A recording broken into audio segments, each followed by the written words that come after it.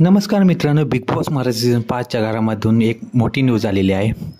काल झालेल्या राळ्यामध्ये आर्या आणि निक्कीमध्ये मारामारी झाली। यामध्ये आर्याने तिला चापट मारले होते, त्यामुळे बिग बॉसने याचा निषेधही केला होता। तर आता बिग बॉसच्या घरामधून एक न्यूज आलेली आहे की आर्या घराबाहेर जाते का काय ते आपण जाणून घेऊया। त्याआधी तुम्ही चॅनलवर नवीन आला चॅनल सबस्क्राईब करा, नवीन चॅनलच्या बेल आयकॉनवर क्लिक करून ठेवा। मित्रांनो, बिग बॉस मराठी सीझन 5च्या घरामध्ये काल झालेल्या हिऱ्याच्या स्टार दरम्यान निक्की आणि आर्यामध्ये झटापट होऊन आर्याकडून निक्कीला चापट मारल्या गेली होती।